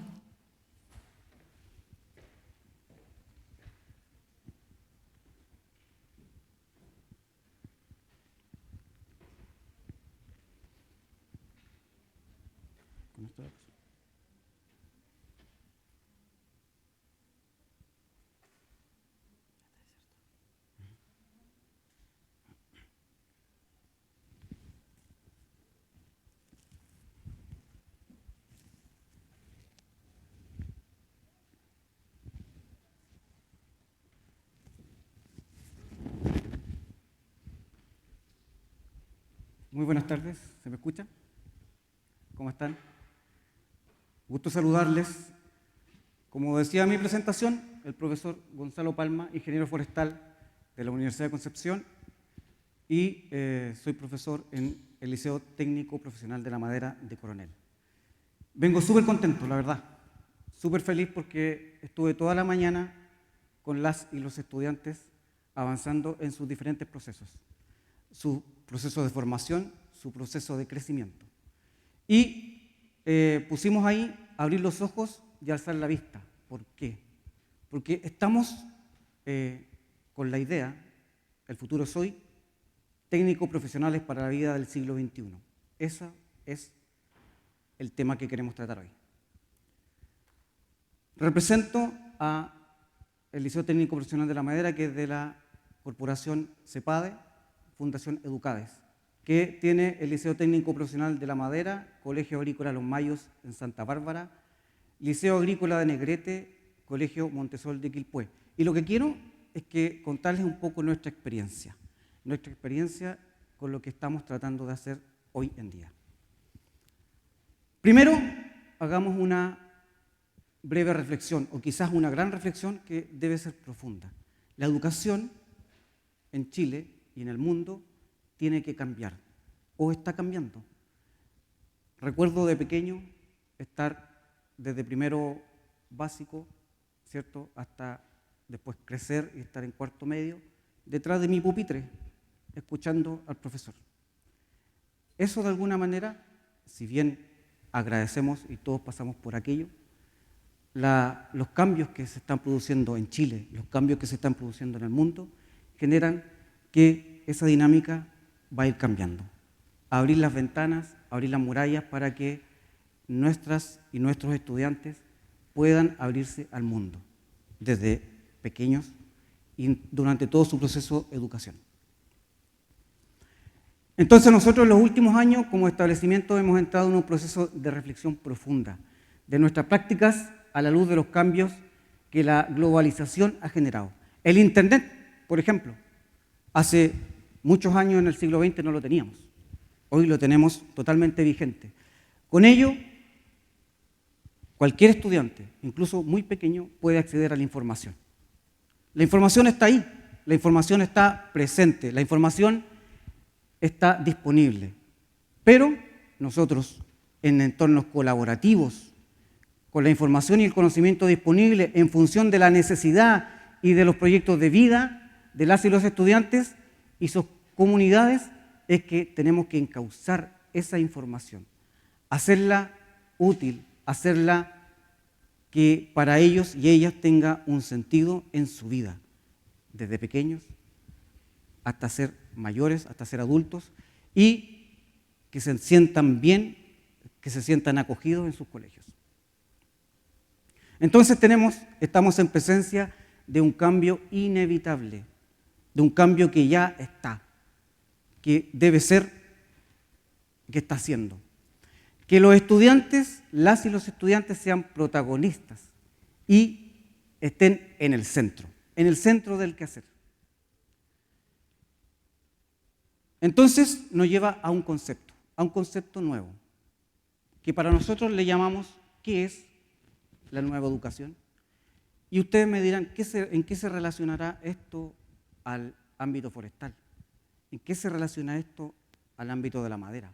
¿En qué se relaciona a la industria? Como somos un liceo técnico, tenemos que enfocarnos en ello, en que esta nueva educación, este concepto que estamos de alguna manera adaptando, tomando hacia nosotros, le haga sentido a estos técnicos y profesionales del futuro. Entonces, la nueva educación es un gran desafío y es nuestro proyecto. Este invita a sus estudiantes y a las familias a ser protagonistas de los procesos de formación a través de experiencias de aprendizaje reales, salir de la caja, no estar solamente detrás de nuestro escritorio escuchando, sino participar de nuestro proceso. Experiencias de aprendizaje reales y activas y colaborativas que reconocen y valoran las distintas formas de aprender, así como las diferentes necesidades e intereses de las y los jóvenes, ayudándolos a desarrollar y construir su trayectoria de vida. O sea, que ellos y ellas sean conscientes de su aprendizaje. Desde el momento que entran al liceo, en el fondo, desde primero medio hasta cuarto medio, ellos sean conscientes de su aprendizaje. Que entable relaciones poderosas. Bueno, hablábamos recién, ¿cierto?, de técnicos forestales. Aquí tenemos una de las estudiantes de técnico forestal que está en una escuela de la zona enseñando o ayudando a que aprendan a plantar árboles nativos esos estudiantes de un colegio. Entonces, las relaciones que se forjan con la comunidad, las relaciones que se forjan en la familia, las relaciones que se forjan con profesores, con profesoras, las relaciones que se forjan con empresas, con la comunidad en general, a la cual ellos están siendo parte, debe ser poderosa, debe ser de tú a tú, debe ser consciente de que enfrente de ellos y ellas hay personas, no solo técnicos o profesionales, no solamente estudiantes, no solamente representantes de alguna empresa, sino que son personas. Ese es el enfoque. Aprendemos de manera diferente, en donde nuestras especialidades nos permiten a desarrollar nuevas competencias a través del uso de diferentes tecnologías de vanguardia, adaptándose a los nuevos desafíos de una sociedad en permanente cambio. Pues es una herramienta para el logro de habilidades para la vida. Y ahí entramos ya en un concepto que hemos de alguna manera desarrollado el último tiempo, que no es solamente la competencia, no es solamente el conocimiento técnico, la teoría, el desarrollo de todos los ejercicios que podamos hacer de un ramo en sí, sino que habilidades para la vida, como el liderazgo, el trabajo en equipo, la comunicación asertiva, el desarrollo de competencias digitales y la creatividad, etc. Bueno, soñar no cuesta nada. Soñar no cuesta nada. Esto de alguna manera tenemos que ver la forma de ponerlo en práctica, ponerlo en algo tangible. Para ello, nosotros de alguna manera estamos trabajando en esta metodología, que el proceso de aprendizaje del estudiante basado en la singularidad, o sea, en lo que el estudiante es, en lo que el estudiante trae consigo, en cada una de las cosas que el estudiante trae consigo. Y esto en un círculo virtuoso, ¿cierto?, en el que tenemos que reconocer, diseñar, valorar, analizar y reflexionar. Para reconocer tenemos que tener una caracterización de él o la estudiante, a través de su autoestima, la inteligencia múltiple, su genograma, quién soy. Diseñar, metodología, ¿cómo lo vamos a hacer? Trabajo en equipo, aprendizaje basado en proyectos, aprendizaje basado en problemas, en desafíos. Cada uno de estos se hace trabajando de manera colaborativa, no solamente en un entorno favorable y amigable con sus pares, sino también con sus profesores, profesoras y con la comunidad, si así lo amerita. Tener un propósito, los sellos que la institución tenga y el decálogo de que más adelante lo vamos a ver. Tenemos que valorar, ¿cierto?, evaluar y retroalimentar oportunamente. Cuando ya podamos realizar y el estudiante hace su proceso reflexivo, puede tomar decisiones correctas y acertadas, con una visión siempre de futuro.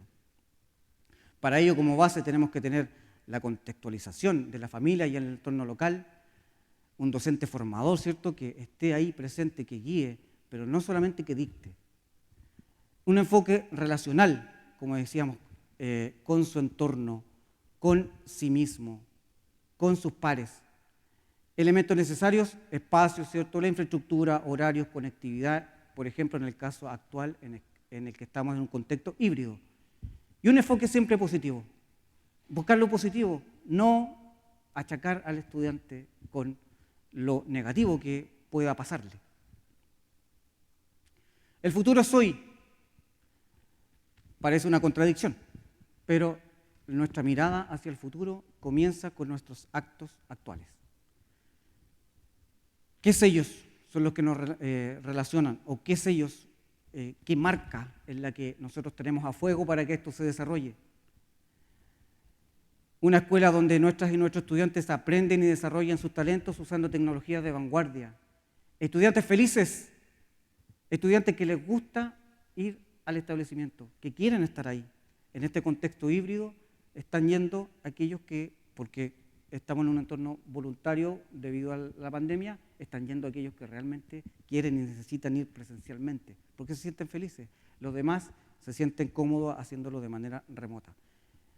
Estudiantes protagonistas de sus aprendizajes con capacidad de aprender a aprender, haciendo por medio de la colaboración, la creatividad y la solidaridad.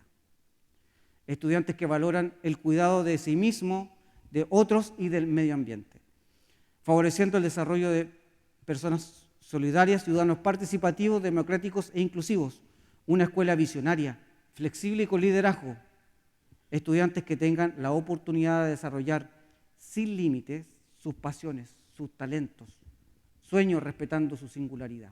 En fin, centrados en el estudiante como una persona. No solo buscar que ellos desarrollen una teoría, que ellos desarrollen un ejercicio de matemáticas sin saber para qué. ¿Cuáles son las habilidades del siglo XXI que de alguna manera queremos que se desarrollen en ellos? La creatividad, el pensamiento crítico, la innovación, la comunicación, colaboración, racionamiento cuantitativo, pensamiento lógico, autorregulación, determinación y perseverancia. Y ello, con todo lo que hemos conversado hasta ahora, y las habilidades del siglo XXI, que son habilidades para la vida, para desarrollarse en un futuro, es que nosotros hemos pensado en este decálogo: reconocimiento. Tenemos que valorar la presencia del otro, mostrándole nuestros afectos, sus fortalezas y lo importante que es para nosotros. Autonomía. Él o la estudiante tiene que seguir adelante con sus metas y sueños, pensar que sean felices y, ante los obstáculos, saber sobreponerse. Pensamiento crítico, fundamental en esta época. Existen cambios en Chile y en el mundo que son muy grandes y fundamentales, y ellos tienen que desarrollar el pensamiento crítico para tener su opinión fundamentada y expresada ante diversas situaciones. Humildad también, ser conscientes de nuestras emociones y de cómo actuar y tomar sus decisiones. Espiritualidad, amor por aprender, cuidado. Comunicación, habilidades comunicativas, lo que conversamos anteriormente, que ellos necesitan saber comunicarse, saber decir lo que piensan, expresar, a pesar de tener un pensamiento crítico, deben saber comunicarlo adecuadamente, con empatía, con entusiasmo y con claridad. Colaboración. Nada de esto sería posible si la colaboración no jugara un rol fundamental. Estando en el aula, saliendo a terreno, estando con sus profesores, profesoras, estando con los diversos educadores que pueden haber, porque nosotros pensamos que los educadores son todos los funcionarios del establecimiento, no solamente un profesor o una profesora. La colaboración, que ellos entiendan que trabajando en equipo se logran los objetivos de una manera completa. Creatividad y curiosidad. Los desafíos que nos impone el siglo XXI son muchos y la creatividad es un pilar fundamental en este crecimiento. Sin esta creatividad, las soluciones que necesitamos, junto con el pensamiento crítico para verlo de todos los puntos de vista, las soluciones que el siglo XXI requiere de parte de la humanidad no serían posibles sin la creatividad. Manos a la obra entonces. Eso implica que tenemos que dar entornos de trabajo práctico, entornos de trabajo colaborativo, entornos de trabajo con la comunidad, entorno para que las ideas fluyan. No podemos pensar entonces que vamos a tener una sala ordenadita, una sala siempre disponible a escuchar, sino que una sala que se esté moviendo, una sala que esté creando, una sala de clases que esté en el aire libre. Esos son estudiantes que este año en pandemia visitaron diferentes colegios enseñando a plantar, por ejemplo. Son de técnico forestal. Y entonces, las especialidades que nosotros tenemos son especialidad forestal, muebles y terminaciones en madera, especialidad en administración, mención logística. Y de alguna manera es así como nosotros ponemos en práctica nuestra idea, a través de las especialidades, que finalmente un estudiante de cuarto medio con su práctica va a salir a la vida, va a salir a enfrentar el siglo XXI con claras sus habilidades y cuál es su camino. Una comunidad educativa comprometida con el desarrollo personal, ético, técnico, académico de nuestros y nuestras estudiantes. Ahí están entonces los estudiantes de técnico forestal. La otra especialidad es muebles y terminaciones en madera, que también ellos en sus talleres, con su trabajo colaborativo, con su trabajo práctico, desarrollan estas habilidades, pero siempre utilizando de la mejor forma la creatividad. Administración, mención logística, también lo mismo. En la zona ellos han tenido relaciones con empresas, relaciones con instituciones para poder desarrollar sus vínculos. Bueno, este es nuestro presente. Nos encontramos, sí, no podemos decir que esto está todo dicho. Nosotros estamos en construcción con esto. Estamos en un ideario, estamos con el corazón lleno de ilusión para que esto finalmente se concrete. Estamos en un proceso de migración. Lo hemos hecho los 2 primeros años, primero y segundo, justo nos tocó la pandemia, cosa que nos ha afectado, pero mantenemos el mismo ideal. Nos encontramos migrando a un nuevo paradigma educativo enfocado en acompañar a las y los estudiantes para desarrollar las habilidades que requieren para desenvolverse exitosamente en el siglo XXI. Ahí hay estudiantes, hay directivos, está nuestra directora también ahí. La idea es que nos mezclemos, la idea es que trabajemos colaborativamente todos y todas. Entonces, ese era nuestro presente. ¿Y el futuro? Ese es el futuro. Estudiantes libres, creativos, protagonistas de su propio aprendizaje. Ese es el futuro que nosotros queremos, que nosotros avisoramos. Ese es nuestro desafío. Eso era la presentación. Muchas gracias.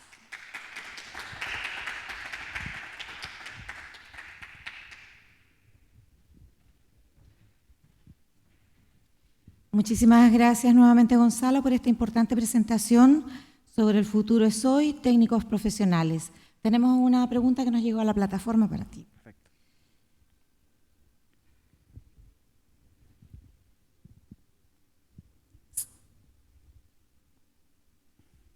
Se ha hablado mucho de la importancia del trabajo interdisciplinario. En el Centro Educacional de la Madera, ustedes cuentan con la especialidad de forestal y madera. ¿Cómo trabajan con ambas especialidades? ¿Hacen actividades o ramos en conjunto? Perfecto. Muchas gracias por la pregunta. Así es. Este año, a medida que hemos ido migrando, como decíamos, la idea es poder trabajar colaborativamente entre las especialidades. Vale decir, crear proyectos en común.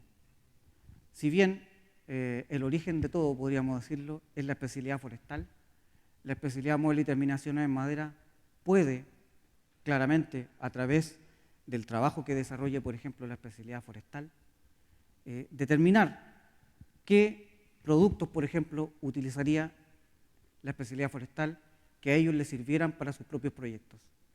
Y a su vez, en la intervención de ello, la especialidad de administración, mención logística puede intervenir con todo el proceso administrativo y logístico de algún proyecto en común. Por lo tanto, las 3 especialidades están interrelacionadas.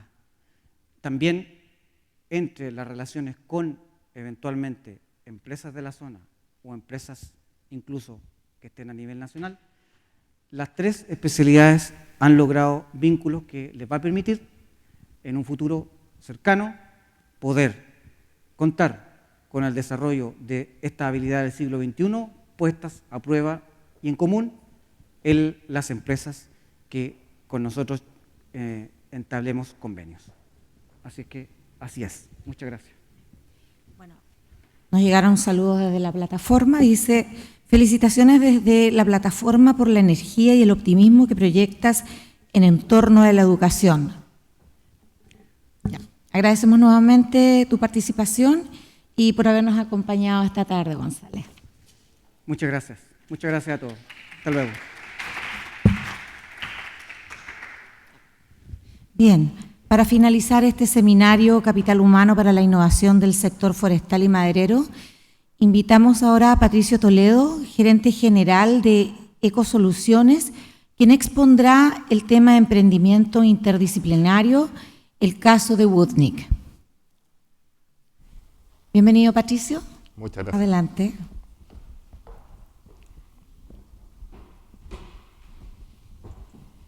¿Tengo mi propio control? No, es que estoy más acostumbrado a esto. ¿Puede ser o no? Sí. se anota en un USB y está ahí.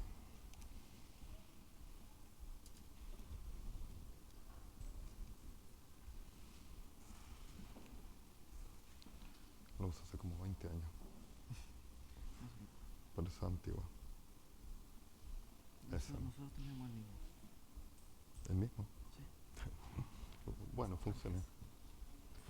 Muchas gracias. Hola, buenas tardes.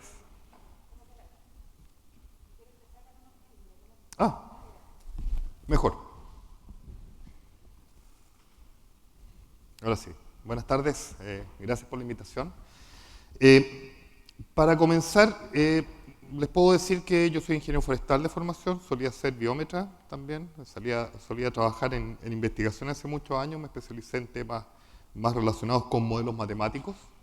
Y el tiempo y las cosas de la vida me fueron derivando en cosas súper interesantes que he hecho. Tengo 20 años ya de trayectoria como profesional. Y antes de entrar al tema con el cual me invitaron a conversar, que era gestión del capital humano para la innovación y cómo relacionamos las distintas profesiones en torno a la madera, quiero contarles y ponerlo un poco en contexto, no se ponga nervioso porque vamos a ir al grano.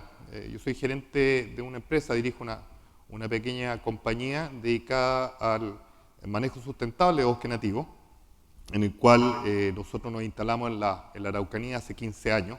Hemos manejado una superficie bastante considerable de renovables de bosque nativo y todo de manera sustentable, o sea, a diferencia de las plantaciones, ¿no es cierto?, que son ciclos de corte y de regeneración con talarraza, digamos, y con plantación, nosotros lo vamos haciendo paulatinamente en el tiempo, lo que nos permite extraer y obtener distintos beneficios del bosque más allá de la madera.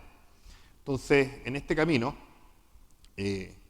viendo precisamente la madera como uno de los productos que obtenemos a consecuencia del manejo, mi señora, que es arquitecto, ¿ya?, me hacía siempre la pregunta, me decía, bueno, y toda esa madera que ustedes están viendo ahí en la imagen después de manejar los bosques, ¿a dónde la venden? ¿A dónde va?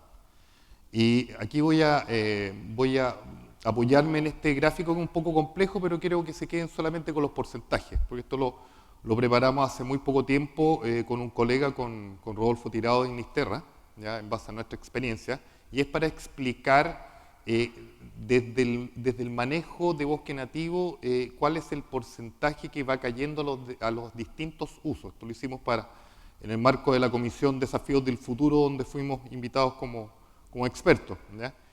Y les dije que se fijaran los porcentajes del 100% de la madera que uno obtiene a consecuencia del manejo, solamente un 1% va a parar para usos de alto valor, ¿ya? Y ese era un problema. Entonces la respuesta que le di a mi señora en ese momento fue, chuta, prácticamente el 80% de los productos los vendemos a la industria de los paneles, donde por cierto, los paneles estructurales OSB son una muy buena solución para madera que tiene distintos problemas de calidad o deformaciones. Entonces, pero bueno, me decía, ¿y dónde agregáis valor? Ahí en la esquinita, en el 1%. Complicado. Entonces me dijo, ¿cómo no podía hacer algo mejor que eso? Es que intentemos. Entonces, en un minuto se nos ocurrió partir con empezar a mirar dónde podemos tomar madera de muy baja calidad y llevarlo a muy alto valor. Y obviamente los consejos de mi señora como buen arquitecto, ¿no es cierto?, me dijo, vámonos al interior de la vivienda y hagamos revestimiento, ¿ya? Y el análisis al principio parecía ser súper bueno, ¿ya? Pero vimos que con el revestimiento, competíamos con distintos otros tipos de materiales, no podíamos agregar el valor que nosotros estamos buscando agregar.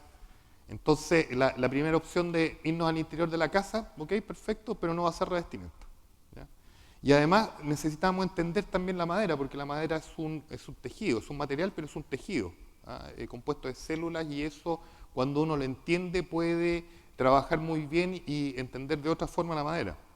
Entonces, lo que hicimos, como muy Mateo, acudimos a un buen arquitecto también conocido, a Frane Silic, de Polo Madera, y le encargamos una investigación súper humilde, con pocos recursos financiados por Corfo, otro de nuestro bolsillo. Hasta el momento no teníamos nada, ¿ya? Solamente una idea, Le dijimos, mira, nosotros queremos que investigues la madera al interior de la casa, ¿ya? Para usos diferentes que no sean revestimientos estructurales, y queremos que veas todos los tratamientos para hacer la madera mecánicamente resistente a la deformación mecánica, a la rayadura, a los golpes y también a la humedad, ¿ya? Y a través de este instrumento voucher de innovación, ahí está el Frane, hoy día las curiosidades de la vida, Frane Silich hoy día está en Glasgow, en la COP26, explicando cuál es la contribución de la madera en la solución de la crisis climática, ¿ya? En ese entonces nosotros no teníamos idea que iba a estar allá representándonos al país. Y bueno, Frane muy inteligentemente nos dijo, oye, que no tienen que hacer la madera súper resistente. De hecho, probamos tratamientos como metacrilato, que era hacerlo muy, muy dura. En realidad nos dijo, oye, aprovecha la resiliencia de la madera. Y ahí me acordé que yo era ingeniero forestal, porque en algún momento había estudiado el material, ¿ya? Y tenía la ventaja de entender la biología, pero desde otro punto de vista. Entonces, oye, me parece súper lógico, tiramos las probetas dentro de ese experimento y al día siguiente ahí me ven en mi casa, yo soy de Villarrica, en mi casa ahí haciendo así partimos, los primeros prototipos, cuando nos dijeron, mira, estos son los tratamientos, al otro día con lo que tenía a mano, me puse a generar los primeros prototipos y la otra foto está mi señora ahí pensando cómo íbamos a vender esto, ¿ah? Obviamente con el gato. Los gatos siempre conspiran contra uno. En fin, 8 meses más tarde estábamos vendiendo en Amazon. Un producto de primera línea, con todas las certificaciones, con todos los estándares. Y para hacerle el cuento corto, hoy día estamos solamente dedicados a e-commerce con nuestros productos, que desarrollamos una línea para cocina. Estamos desarrollando otras líneas más porque no es nuestro objetivo solamente quedarnos con tablitas para la cocina, sino que hacer productos de uso cotidiano para el interior de la cocina a base de despuntes de madera, ¿ya? Y eso es súper importante para lo que voy a explicar ahora. Esa es la realidad. Hoy día, si quieren ver nuestros productos en Chile, nosotros despachamos en 24 horas a través de Kitchen Center y FedEx, y en Estados Unidos nos pueden buscar a través de Amazon, ¿ya? 8 meses después de que me vieron en el jardín haciendo los prototipos. Y tenemos, como le explicaba, creamos esta marca con un concepto sostenible de sofisticación, ¿ya? Y aquí empezamos con el tema de la colaboración, ¿ya? Lo primero que se nos ocurrió, vamos a construir objetos bellos, bueno, traigamos gente linda que nos ayude a diseñar cosas muy bellas. Y aquí nos topamos con Cazú Segers, que creo es una embajadora marca Chile, ¿no es cierto? Es una de las mujeres más premiadas en el mundo de la arquitectura de madera, y es chilena. Y fíjate que la conocimos en un seminario y nos aceptó el desafío, y después de construir hoteles y casas, nos empezó a construir objetos a nosotros, ¿ah? Y también hubo una colaboración porque a pesar de todo el tiempo, nosotros nos dedicamos a entender mucho la madera y le empezamos a transmitir conocimientos que ella no tenía. Y al revés, digamos, yo ningún conocimiento de diseño, también fui aprendiendo esto.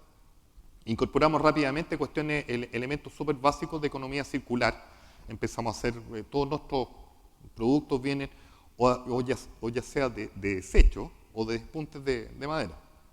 Pero bueno, no quiero continuar con eso, nos pueden buscar en las redes sociales, Woodnick_Chile, si quieren más detalle y disfrutar nuestros productos. Pero aquí voy un poco al grano de la presentación, y que era cómo logramos, como ingenieros forestales, cómo logramos la vinculación en las distintas carreras en torno a la madera, ¿ya? Cómo gestionamos ese capital humano. Arquitectura, diseño y otras disciplinas, pues, porque ese es el próximo camino, y les voy a contar ya a qué nos referimos. Y partida de este análisis, nuestro segmento de mercado donde nos enfocamos principalmente en Estados Unidos fue los millennials, ¿ya? Un segmento con mucho poder adquisitivo. Y si ustedes ven aquí en la esquina, aparece una cifra, ¿ya? Que es lo que nosotros, lamentablemente no se ve el puntero, es lo que nosotros hicimos en el análisis principal, ¿ya? Que fue básicamente a cuánto podíamos vender la madera, cuánto podíamos agregar valor a los productos que nosotros estábamos haciendo. Y en revestimiento llegábamos aproximadamente a 30.000 pesos al metro cuadrado. Hicimos la relación, digamos, en relación al metro cuadrado. Y nosotros estamos vendiendo nuestros productos actualmente a 350.000 pesos al metro cuadrado. O sea, multiplicamos 10 veces el mejor uso al interior de la casa. Pero nuestro análisis y nuestros competidores o nuestros benchmarks, porque no son competidores en Estados Unidos, nosotros no alcanzamos los niveles de ellos, pero nuestro caso que admiramos mucho, en Estados Unidos, mismo tratamiento, misma madera, mismo vende en 1,5 millones el metro cuadrado de tablero. ¿Y cuál es la diferencia entre ellos y nosotros? Diseño. Entonces, dijimos, bueno, esta cuestión metámosle diseño. ¿Y dónde partimos? ¿Ya? Para no llegar y caer de nuevo a las universidades que hay en Santiago, decidimos trabajar con las universidades locales. Primero conectamos a una escuela de diseño, la Universidad Católica de Temuco, y como nos dimos cuenta en su malla curricular que no entienden la madera, o sea, más que el material que les llega a ellos y con el cual trabajan, no tienen mayor contacto, decidimos agarrar un bus y llevarlo al bosque. Les mostramos todos los bosques manejados que hacíamos nosotros, les mostramos la belleza, les mostramos el entorno, les explicamos algunas cosas fisiológicas y después hicimos pasantías, ¿ya? Donde ahí también en la imagen se ve un profesor de la Universidad Católica, Martín Pupe, que es escultor, ojo, en diseño, y con puras alumnas de diseño que fueron a trabajar con nosotros. Ya han pasado 5, estamos hablando de que esta es una empresa reciente, ¿eh? O sea, nosotros partimos el 2018 y estamos en 3 años, ya han pasado 5 niñas a trabajar con nosotros, todas de diseño, y que han aprendido a trabajar las herramientas, las mejores herramientas que tenemos, que hay de carpintería en el mundo, creo, en nuestro taller en Villarrica, y además compenetrarlo un poco con el material, porque si no entienden el origen, difícilmente van a poder diseñar cosas usables y bajo el concepto que nosotros tenemos de ojalá para toda la vida, ¿ya? Y empezamos a ponerle más energía todavía. Hicimos un concurso de diseño también, donde eso nos permite un poco crear objetos nuevos, ver qué es lo que están pensando los estudiantes y además desde ahí rescatar estudiantes y traerlos a nuestro taller, atraer talentos, porque nosotros creemos que la gente que va a estar trabajando en nuestro taller es una gente 2.0, o sea, es no tan solo un profesional, sino que un profesional que se maneja en aspectos de robótica, informática, digitalización, e-commerce. Y la foto que ven acá al costado es una chochera porque se ve el robot solo, ¿no? Pero no es no crean que vamos a reemplazar humanos por robots, todo lo contrario, esto es un robot colaborativo que no trabaja sin humanos, pero agiliza mucho las cosas. Y justo ahora vamos a trabajar con la Universidad Frontera y aquí integramos otra profesión más, que es ingeniería mecánica, ¿ya? Donde estamos haciéndoles ver y entender el material y con el cual ellos van a poder entrenar un robot que va a poder colaborar en algunas tareas. En este caso tiene un cabezal lijador, ¿ya? La idea es que hacer la investigación para que el lijador se detenga solo, ¿ya? Cuando termine la labor y cuando él detecte a través de un sensor que estamos calibrando, va a poder detener eso y el operador va a poder entregarle la siguiente tarea. Y eso es lo que estamos trabajando. O sea, para nosotros es clave si se va a utilizar madera para construir objetos, no solamente de partida es necesaria la ingeniería forestal, pero es condición necesaria incluir otras especialidades que también están usando el material, pero también ponerle el foco hacia atrás de que entiendan el origen de esto. Eso es mi presentación. Como les dije, si nos quieren ver y quieren ver nuestros productos, nos pueden encontrar en distintos portales. Y además también estamos certificados con el sello Marca Chile, así que los esperamos, pues. Muchas gracias por la invitación y estoy abierto a las preguntas. Muchas gracias.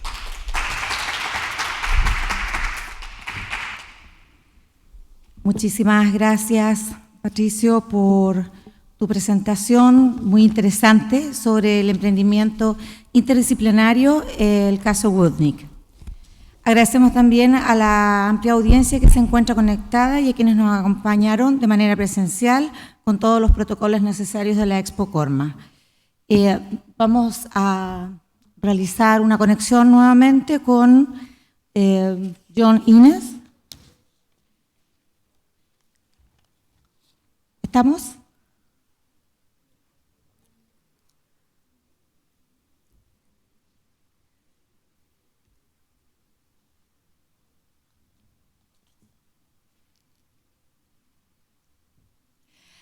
Thank you for joining us again, John. We have a last question pending from student. How can future foresters widen their skills to fit what the working field requires, and what would you say is the biggest challenge for forestry students who have studied in Chile but would like to work and perfect themselves in Canada?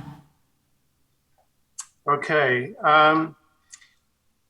I believe that the basic education that foresters receive today in most countries will serve them extremely well for the future. We're still teaching some of the basic skills, such as silviculture, understanding soils, tree improvement, pests and disease, all the things that they will encounter.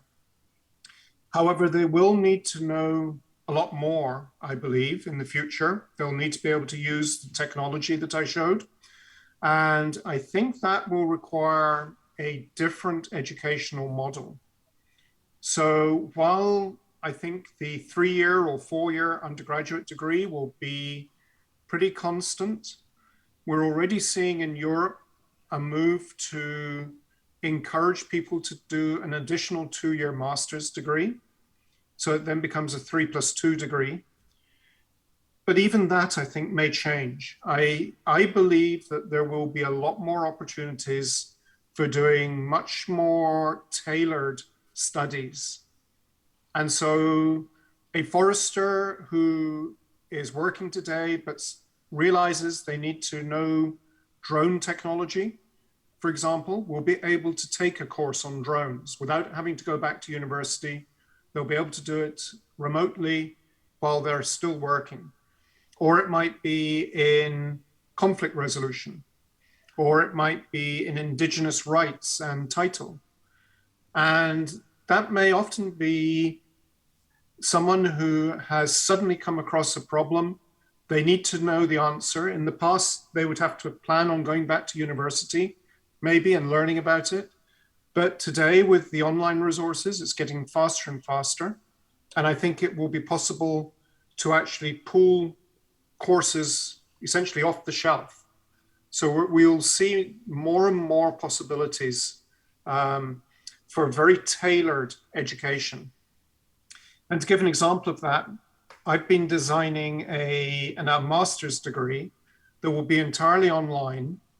And what we have, there's about 35 courses available at the moment.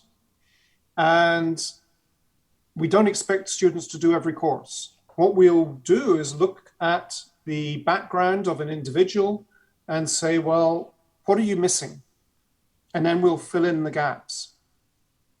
And I think that's actually kind of like how I would answer the second part of the question, which is how could a Chilean forester actually work in British Columbia? Just for your information, I have 5 graduate students working with me at the moment, 2 of whom got degrees from Chile. One is Chilean, the other is Mexican, but did his studies in Chile. So, and we actually have one of our faculty members is Ecuadorian, but conducted his degree in Chile. So we are seeing Chileans increasingly coming to British Columbia. What we have is a registered professional forester system, and someone coming to British Columbia will need to demonstrate that they have a forestry degree. If that forestry degree is recognized, then they would become a forester in training, and they have to spend 2 years working underneath a registered professional forester who will guide them with many of the local problems or local issues. So understanding the law here, understanding the different ecosystem types, understanding the disturbance types, understanding some of the pests and diseases that we would find in British Columbia. And at the end of the 2 years, they have to sit an exam. And if they pass that, they become a fully qualified registered professional forester here in British Columbia. I might just add that I am not a registered professional forester in British Columbia. I am a registered professional forester in Australia. So I am used to dealing with radiata pine and I'm used to dealing with eucalyptus. And that registration is not actually recognized in British Columbia, which has been a source of contention for me for the last 15 years. But I think it illustrates that, you know, as long as you've got a forestry degree and then you do the 2 years apprenticeship, then you will get that professional qualification and you'll be able to practice forestry. It's actually illegal against the law to call yourself a professional forester in British Columbia unless you are a registered professional forester. And it's also against the law to practice forestry unless you're a registered professional forester. And so there's a very strong incentive to make sure that you're qualified. So I hope that answers the question of the student.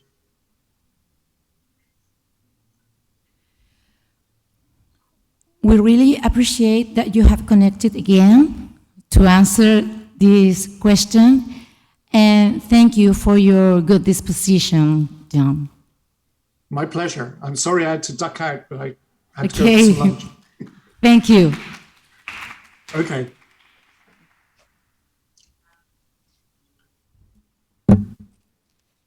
Bien, finalmente